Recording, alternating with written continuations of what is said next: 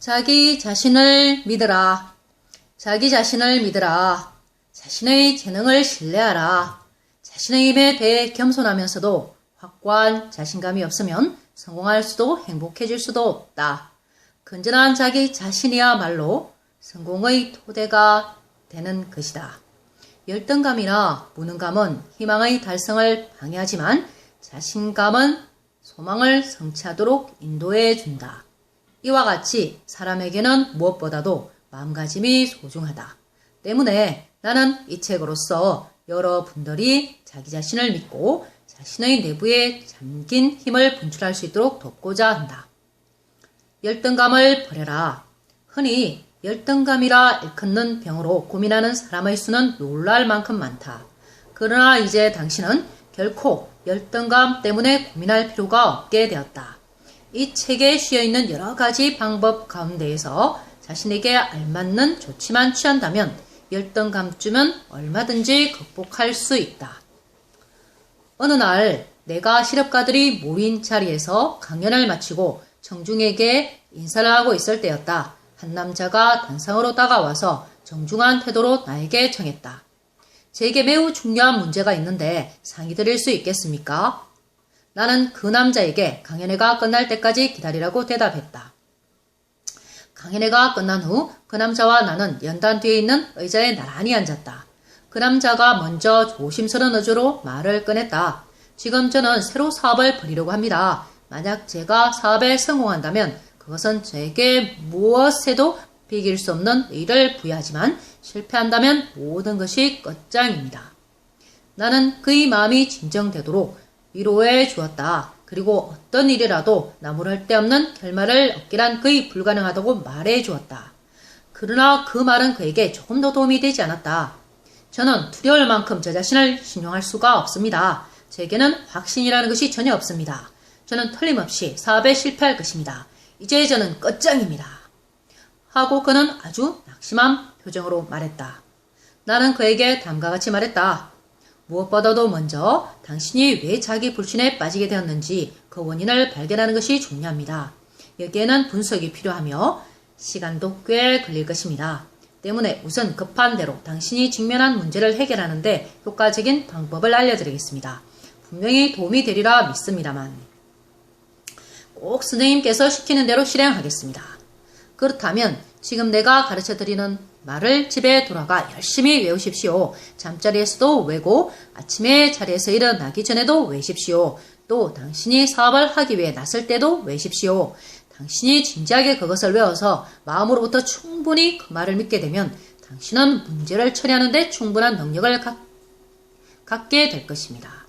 그리고 당신이 원한다면 당신의 열등감을 영원히 뿌리 뽑는 근본적인 문제는 훗날 다시 상의하기로 합시다. 내가 그에게 왜라고 한 말은 다음과 같았다. 나에게 힘을 주시는 분을 통하여 나는 무슨 일이든지 할 수 있느니라. 빌립보스 4장 13절. 그 남자는 위와 같은 성경 문구를 알지 못했다. 그래서 나는 그것을 카드에 기입하여 건네주면서 큰 소리로 여러 번 읽게 했다. 나에게 힘을 주시는 분을 통하여 나는 무슨 일이든 할 수 있느니라. 그는 벌떡 일어나서 한동안 잠자고 있었다. 마침내 그는 매우 감동된 의조로 알겠습니다 선생님 알겠습니다 하고 말했다. 나는 그가 깨를 펴고 어둠 속으로 사라지는 모습을 주시했다. 그리고 그의 마음속에 이미 신앙의 힘이 작동하고 있음을 느낄 수가 있었다. 그 후 그 남자는 나에게 찾아와서 성서의 짤막한 구절이 자신에게 놀랄 만한 변화를 주었다고 보고했다. 그리고 나와 함께 자신이 열등감에 사로잡힌 원인을 찾아냈다. 그리고 그의 열등감은 과학적인 카운슬링과 신념의 힘으로 쉽게 제거할 수 있었다. 그는 서서히 강하고 진실하고 합리적인 사고방식을 갖게 되었다. 그 인격은 소극적이 아니라 적극적으로 바뀌게 되었으며 그는 성공을 배척하는 것이 아니라 자신에게로 끌어당기는 사람이 되었다. 그는 이제 자신의 능력에 대해 확고한 자신을 갖게 이르렀다. 열등감의 원인. 열등감의 원인에는 여러 가지가 있는데 대부분 어린 시절에 형성된다. 나는 어느 회사의 중력으로부터 그의 회사에서 승진시키려고 하는 한 사원에 대한 상담을 받은 일이 있다. 그가 설명한 내용은 다음과 같았다. 유감스럽게도 그 사원에게는 회사의 기밀을 안심하고 말할 수가 없습니다. 그렇지만 않다면 그를 내 보좌관으로 쓰고 싶습니다만 그는 필요한 자격을 모두 갖추고 있는데 한 가지 지나치게 입이 가볍습니다.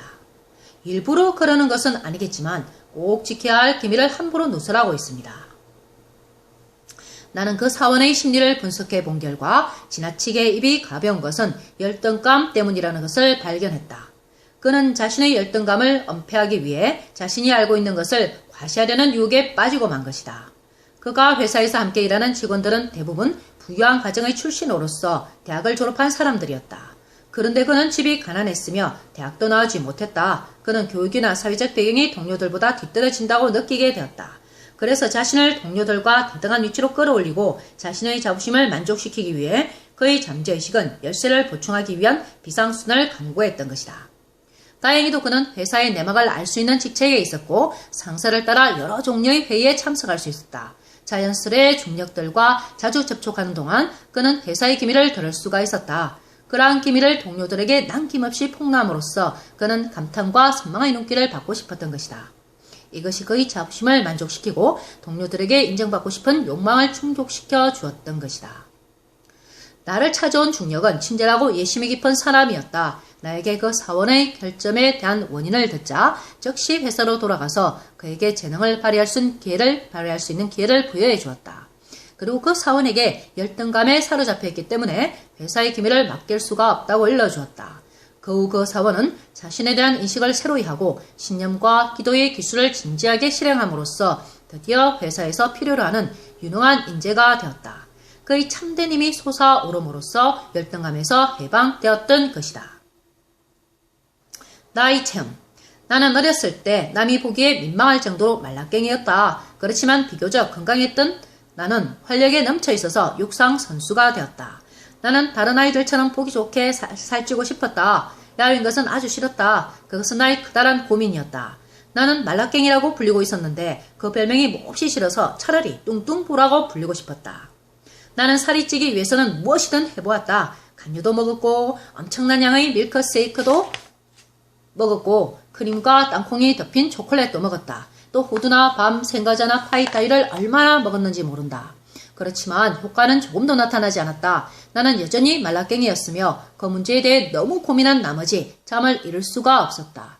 나는 끊임없이 살찌기 위해 노력했다. 그런데 30세가 될 무렵부터 갑자기 체중이 늘기 시작했다. 그 이후 나는 도리어 비만해지는 것을 고민하게 되었다. 평균 체중을 유지하기 위해 지난날과 똑같은 고민을 하던 끝에 40파운드나 되는 체중을 줄여야 했다. 어린 시절 나의 또 하나의 고민은 내가 성직자의 아들이라는 것이었다. 다른 아이들은 무슨 짓이나 할 수 있었지만 나는 조금만 잘못해도 사람들로부터 목사의 아들이 그런 짓을 쩌쩌쩌 하는 책망을 들어야 했다. 목사의 아들은 남보다 뛰어나게 착하고 친절해야 한다는 것이 어른들의 생각인데 반해 나는 골목대장이 되고 싶었다. 그래서 나는 결코 커서 목사는 되지 않겠다고 결심했다. 나의 식구들은 모두 대중의 면전에 서서 연기자 또는 단상의 연산옷을 하고 있었다. 그들은 걸핏하면 나를 대중들 앞에 세워서 연설하도록 강요했는데 어린 나는 그것이 몹시 두려웠다. 그것도 여러 해 전의 옛날 일이지만 지금도 역시 단상에 오를 때는 가끔씩 그때의 공포가 나를 엄습하고 있다. 그럴 경우 나는 하나님께서 주신 힘에 대한 확신을 갖기 위해서 알고 있는 온갖 수단을 활용하지 않으면 안 되었다. 결국 나는 이 문제의 해결책을 성서 속에 교시된 간단한 신앙의 기술 속에서 발견했다. 이와 같은 원리는 과학적이고 진실한 것이어서 어린 시절의 억압된 감정이나 자신이 한 일 중에서 좋지 않은 결과에 의해 짓눌렸던 힘을 해방시켜준다. 신앙의 힘. 어린 시절에 체험한 것들이 우리 인격의 장벽을 이루고 있는 열등감의 원인인 것이다. 그것은 어린 시절에 우리들에게 가해진 어떤 압박일 수도 있고 어떤 사건에서 유래된 결과일 수도 있고 자신이 자신에게 가한 무엇일 수도 있다. 즉 열등감은 우리의 인격 깊숙한 곳에 깃들어 있는 안개에 쌓인 과거에서 생겨난 것이다. 예를 들어 당신에게 뿌리가 좋은 형이 있다고 하자. 형은 학교에서 A 학점을 받는데 당신은 C 학점을 받는다면 당신은 사회에 진출해서도 형만큼 성공하지 못하리라 낙심하게 된다. 형은 A 학점이고 당신은 C 학점이기 때문에 당신은 일평생 C 학점만 받을 운명이라고 생각하는 것이다. 그러나 이는 학교 성적이 나빴던 사람들도 사회에 나와서 크게 성공할 수 있다는 사실을 모르고 하는 말이다. 대학교에서 A학점만 받았더라도 사회에 나와서 성공하지 못하는 경우도 얼마든지 있으며 대학에서 C학점만 받았더라도 인생에서는 A학점을 받아 크게 성공하는 경우도 얼마든지 있다. 열등감을 제거하는 최대의 비결은 당신의 마음을 넘치는 신앙으로 채우는 것이다. 진정한 신앙심을 갖게 된다면 당신은 현실적으로 굳은 자신감을 갖게 될 것이다. 나에게 큰 힘이 되어준 친구의 한 사람은 뉴욕, 시라큐스에 살던 고 앤드류스였다. 그는 내가 알고 있는 사람 중에서 가장 훌륭한 사업가의 한 사람이며 신앙이 매우 두터운 사람이었다. 그는 항상 기도를 해도 마음이 후련하지 않은 것은 그 기도가 참으로 크지 않기 때문이다 라고 말했었다. 그는 신앙심을 키우기 위해서는 성실한 기도를 드리는 것부터 배우라. 하나님은 당신의 기도의 크기에 따라 당신을 평가할 것이다 라고 말했었다. 그 친구의 말은 물론 정당하다. 성서에도 너희 마음대로 되리라. 마태복음 9장 29절이라고 쓰여 있다. 따라서 당신의 문제가 심각하면 심각할수록 당신의 기도는 성실한 것이 아니면 안 된다.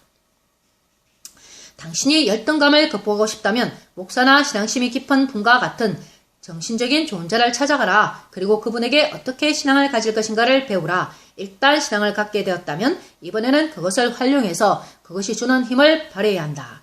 이 능력은 하나의 기술인데 다른 모든 기술과 마찬가지로 그것을 완전한 기술로 만들기 위해서는 많은 연습이 필요하다. 신앙을 가지고 당신 자신에게 자신감을 갖게 하기 위해서는 당신의 마음속에 확실히 나는 관념을 암시해 주는 것이 매우 효과적이다. 사고의 훈련은 당신의 정신을 재정비하여 위력을 나타내게 하는데 몹시 중요한 것이다. 신념이 당신의 마음에 자리 잡을 때까지 자신의 넘치는 생각을 당신의 머릿속에 주입시켜야 하는 것이다. 나는 독특한 방법을 써서 그 기술을 실행한 한 사람에 대해 이야기하려 한다.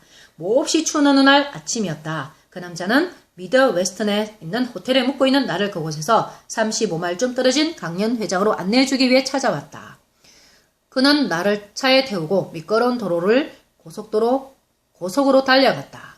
그는 내가 생각하기에 몹시 빠른 속도로 운전했다. 그래서 나는 그에게 아직 약속 시간이 충분히 남았으니 천천히 가자고 제안했다. 그러자 그는 다음과 같이 말하는 것이었다. 나의 운전은 염려하지 마십시오. 나는 나 자신을 극복했습니다. 전에는 모든 것이 두려웠습니다. 운전을 하는 것도, 비행기를 타는 것도 두려웠으며 가족의 한 사람이 무사히 귀가하기 전까지는 몹시 불안해했습니다. 그처럼 나는 열등감이 깊이 물들어 있었으며 자신감이 결여되어 있었습니다.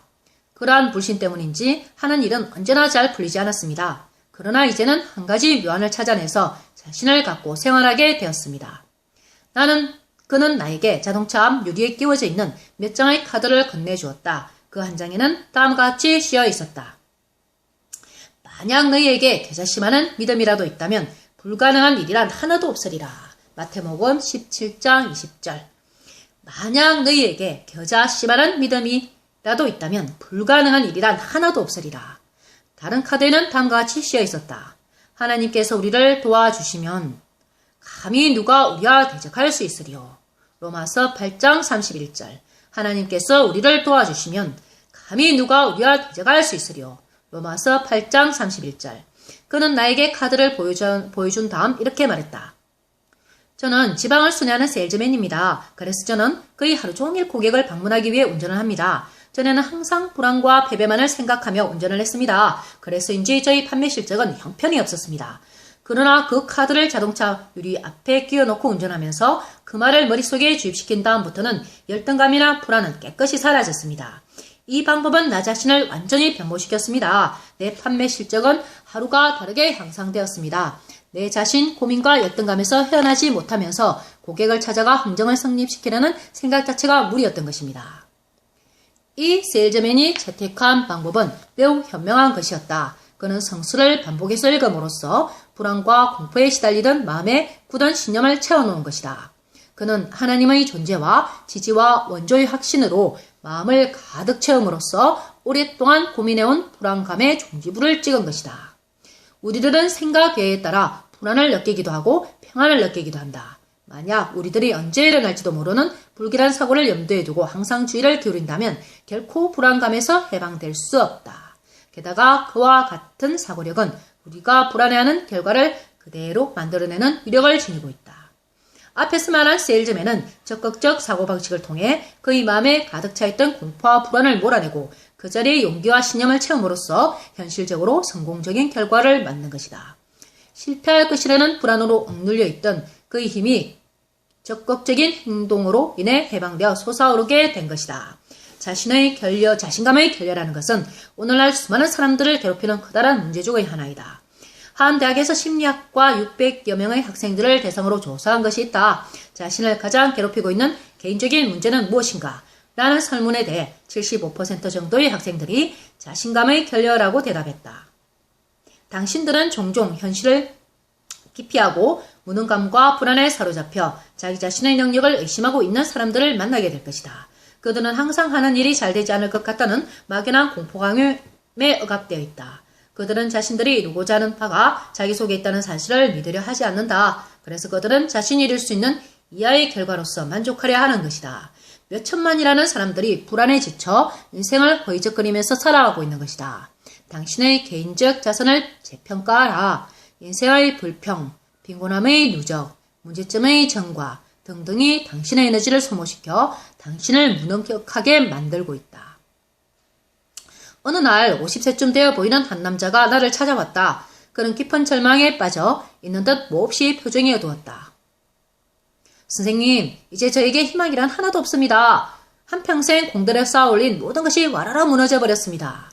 하고 그는 말하는 것이었다. 정말 당신에게 가치 있는 것들이 한 가지도 없을까요? 네, 나는 이제 끝장입니다. 나에게는 아무것도 남아있지 않습니다. 희망도 없습니다. 뭔가를 다시 시작하기에는 너무 늙었으니까요. 이제는 신앙마저도 잃고 말았습니다. 나는 그가 왜 절망에 빠졌을까? 그 원인을 생각해 보았다. 그 결과 희망이 사라졌다는 어두운 그림자가 그의 마음속에 스며들어서 그의 인생관의 빛을 바꾸고 그것을 왜곡하고 있다는 사실을 발견했다. 그처럼 왜곡된 사고력에 그의 참된 힘마저 물들어서 그를 무능력하게 만든 것이었다. 나는 메모지를 들고 그 남자에게 말했다. 그러면 이 메모지에 당신에게 남아있는 가치 있는 것들을 적어 봅시다. 그는 한숨을 쉬며 말했다. 소용없는 일입니다. 제게는 그 어떤 것도 남아있지 않습니다. 그래서 나는 이렇게 물었다. 부인은 계십니까?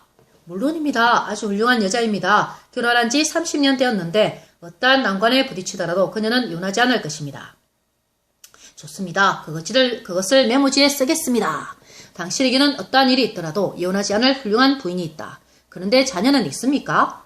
새 아이가 있습니다. 그 아이들은 내가 시리에 빠진 것을 보고는 우리들은 아버지를 좋아해요. 그리고 아버지의 힘이 되겠습니다. 라고 말했습니다. 그것이 두 번째 질문의 대답이군요. 당신을 사랑하고 당신의 힘이 되어줄 새 자녀가 있다. 그럼 친구는 있습니까? 네, 무척 다정하고 훌륭한 친구가 몇 명 있습니다. 그들은 저를 돕겠다고 말했지만 저는 거절했습니다. 그들의 힘으로 풀릴 문제가 아니기 때문입니다. 몇 명의 친구가 있는데 모두 당신을 돕고자 하며 또 당신을 존경하고 있다. 이것이 세 번째 질문의 답입니다. 그럼 당신은 이제까지 남에게 피해를 끼친 일이 있습니까? 저는 항상 바르게 살려고 노력했습니다. 조금도 양심에 거리낄 일은 하지 않았습니다. 그것이 네 번째 질문의 대답이군요. 당신의 건강 상태는 어떻습니까? 건강 상태는 극히 양호합니다. 제가 병으로 앓은 날은 거의 없습니다. 미국에 대해서는 어떻게 생각하십니까? 나날이 발전하며 미국 국민에게 기회를 주는 나라라고 생각하십니까? 그렇습니다. 저는 미국에 살고 있다는 사실에 한 번도 불만을 느껴본 일이 없습니다. 당신의 신앙심은 어떻습니까? 하나님이 당신을 돕고 있다고 생각하십니까? 굳게 믿습니다. 하나님의 도움이 없었다면 오늘날까지 생존할 수도 없었을 것이라고 생각합니다. 이제 저는 당신이 대담한 상을 정리해서 보여드리겠습니다. 당신이 대답한 상을 정리해서 보여드리겠습니다. 첫째, 훌륭한 아내. 둘째, 당신의 힘이 되어줄 새 자녀. 셋째, 당신을 도우려 하고 당신을 존경하고 있는 친구들. 넷째, 양심에 끓일 일은 하지 않았다. 다섯째, 양호한 건강. 여섯째, 현재 살고 있는 미국을 세계 최대의 나라라고 생각한다. 일곱째, 굳은 신앙심이 있다. 나는 이 메모지를 테이블 맞은편에 있는 그에게 주었다. 그곳에 적혀있는 것을 보십시오. 조금 전에 당신은 아무것도 가진 것이 없다고 말씀하셨습니다만 제 생각에는 당신만큼 모든 것을 완전히 소유한 사람도 드물다고 생각합니다. 그는 부끄러운 듯 싱긋 웃었다.